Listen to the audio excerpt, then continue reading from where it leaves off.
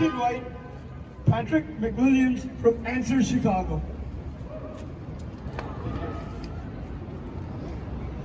Thank you. As was said, my name is Patrick McWilliams from Answer Chicago. For those who may not know, that stands for Act Now to Stop War and End Racism. And there is perhaps no issue that better embodies the intersection of war and racism than the cause of Palestine. I say that because it is the weapons of war that are made here in the U.S., in U.S. factories, by U.S. manufacturers, that then get U.S. dollars to pay for, that are used to maim, brutalize, and kill the Palestinian people. In 2020 alone, nearly $4 billion were given to Israel by this government. That's billion with a B in military aid used to oppress, occupy, shoot, and gas innocent people who are simply trying to survive and fight back under occupation. And this was happening, we should remember, last year, while an unprecedented global pandemic was still ravaging through the world. Money that could have been used to save lives was instead used to end them. And that is the cruel irony of a system that gives such unflinching support to Israel at every turn. Because war is a racket. The military contractors get richer, the poor get poorer, and Palestinians die. And Israel has been a warfare state since its inception. Of course, we must also talk about the racism here, which always accompanies war, especially in a country like the United States and its allies like Israel.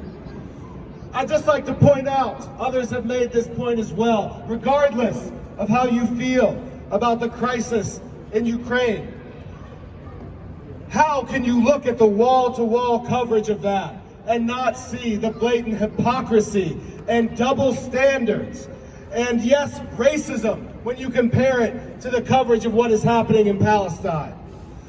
I don't say that to make light of anything that is happening. Everyone's suffering matters around this world, and we want everyone to live in peace. But where is that same concern for the people of Palestine? It is nowhere to be found. Instead, you see them being maligned as terrorists. You see this assassination of the character of the Palestinian people and of their history, at the same time that you're seeing another people elevated. I think it might have something to do with the different colors of their skins here. So for us in the anti-war movement, Palestine is a very clarifying issue because it presents a stark choice to any person of conscience. Which side are you on? Are you on the side of the oppressed, or are you on the side of the oppressor? I know what side I'm on. Palestine also makes one thing very clear to us about the U.S. government that claims to do these things in our name. And that is when the U.S. says they care about the suffering of people around the world, that they care about people under dictatorships they want to liberate, Iraq or Iran or Libya or wherever else, that they are lying through their teeth. That's right. If they cared at all about suffering or human rights, the very first place that would catch their attention would be Palestine. And then they would have to confront the blood on their own hands before they point the finger at anyone else. And as many have said, this happens regardless of the party in power.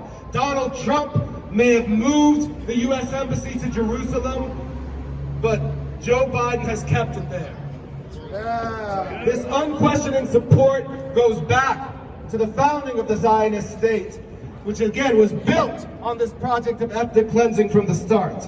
Next month we see the 74th anniversary of the Nakba, the catastrophe when Israel committed massacres and mass displacements in order to colonize Israel. It was said before, but bears repeating, when I believe it was David Ben-Gurion, though, said about those who had been displaced from Palestine. What will happen to them, he was asked, and he said, the old will die and the young will forget. What we can see from the young speakers here that we heard from today, from those young ones in the crowd, that the youth are not forgetting.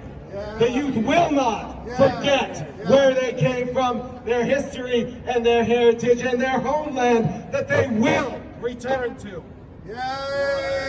Because we are seeing more and more, especially among the young people, that there is growing knowledge about what is happening in Palestine and the truth of the Israeli apartheid regime. And just like apartheid in South Africa was defeated by a multinational, international movement, so too will apartheid in Palestine. Yes. So we say it again because we know it will be true, that from the river to the sea, Palestine will be free. Palestine will be free. From the river to the sea,